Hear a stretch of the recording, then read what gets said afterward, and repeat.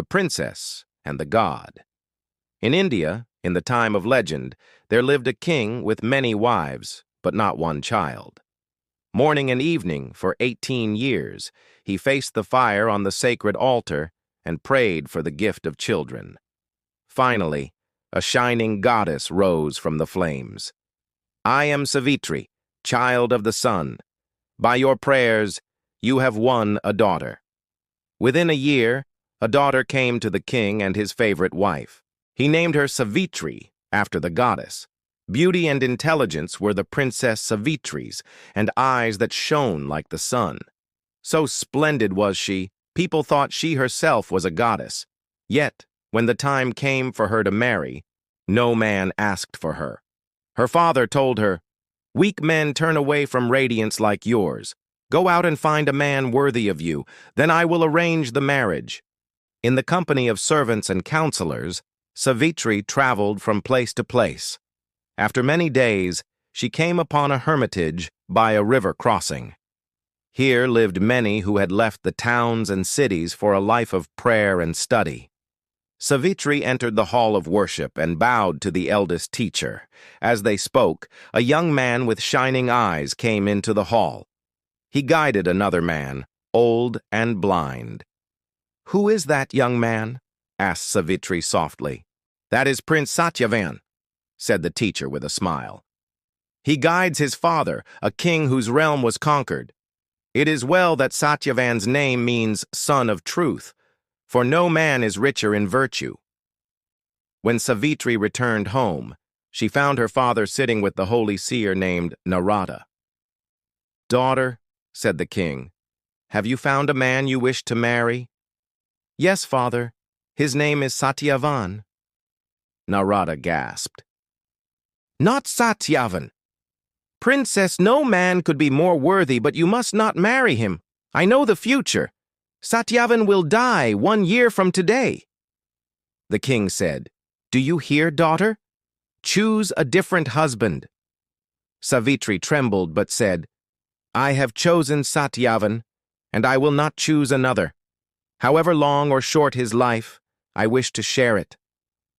Soon the king rode with Savitri to arrange the marriage. Satyavan was overjoyed to be offered such a bride, but his father, the blind king, asked Savitri, "Can you bear the hard life of the hermitage? Will you wear our simple robe and our coat of matted bark? Will you eat only fruit and plants of the wild?" Savitri said, "I care nothing about comfort or hardship. In palace or in hermitage I am content." That very day, Savitri and Satyavan walked hand in hand around the sacred fire in the hall of worship. In front of all the priests and hermits, they became husband and wife. For a year they lived happily, but Savitri could never forget that Satyavan's death drew closer. Finally, only 3 days remained. Savitri entered the hall of worship and faced the sacred fire. There she prayed for 3 days and nights, not eating or sleeping. "My love," said Satyavan, "prayer and fasting are good, but why be this hard on yourself?" Savitri gave no answer. The sun was just rising when Savitri at last left the hall. She saw Satyavan heading for the forest, an axe on his shoulder.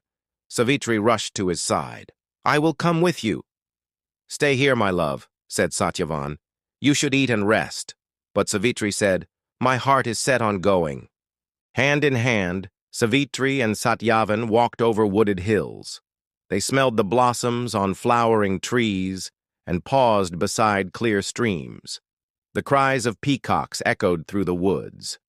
While Savitri rested, Satyavan chopped firewood from a fallen tree. Suddenly, he dropped his axe. "My head aches." Savitri rushed to his side. She laid him down in the shade of a tree, his head on her lap. "My body is burning. What is wrong with me?" Satyavan's eyes closed. His breathing slowed. Savitri looked up. Coming through the woods to meet them was a princely man. He shone, though his skin was darker than the darkest night. His eyes and his robe were the red of blood. Trembling, Savitri asked, "Who are you?" A deep, gentle voice replied, Princess, you see me only by the power of your prayer and fasting. I am Yama, god of death. Now is the time I must take the spirit of Satyavan.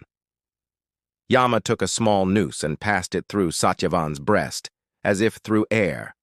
He drew out a tiny likeness of Satyavan, no bigger than a thumb. Satyavan's breathing stopped. Yama placed the likeness inside his robe. Happiness awaits your husband in my kingdom. Satyavan is a man of great virtue. Then Yama turned and headed south, back to his domain. Savitri rose and started after. Yama strode smoothly and swiftly through the woods, while Savitri struggled to keep up. At last, he stopped to face her. "Savitri, you cannot follow to the land of the dead." "Lord Yama, I know your duty is to take my husband, but my duty as his wife is to stay beside him." "Princess, that duty is at an end. Still, I admire your loyalty. I will grant you a favor, anything but the life of your husband."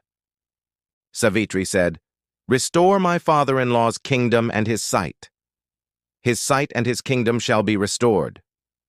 Yama again headed south. Savitri followed. Along a riverbank, thorns and tall, sharp grass let Yama pass untouched, but they tore at Savitri's clothes and skin. "Savitri, you have come far enough." "Lord Yama, you are respected and revered by all, yet, no matter what may come, I will remain by Satyavan." "Princess, I tell you for the last time, you will not. Still, I can only admire your courage and your firmness. I will grant you one last favor, anything but the life of your husband. Then grant many children to my father. Your father shall have many more children." Yama once more turned south. Again, Savitri followed. Up a steep hill, Yama glided, while Savitri clambered after him. At the top, he halted. "Savitri, I forbid you to come farther." "Lord Yama, you are respected and revered by all, yet no matter what may come, I will remain by Satyavan." "Princess, I tell you for the last time, you will not. Still, I can only admire your devotion.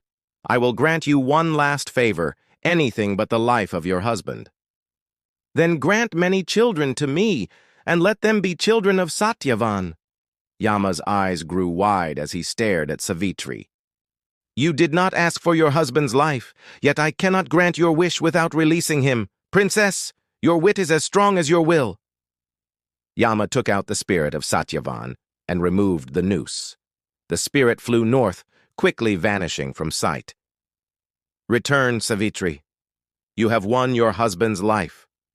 The sun was just setting when Savitri again laid Satyavan's head in her lap. His chest rose and fell. His eyes opened. "Is the day already gone? I have slept long. But what is wrong, my love? You smile and cry at the same time." "My love," said Savitri, "let us return home."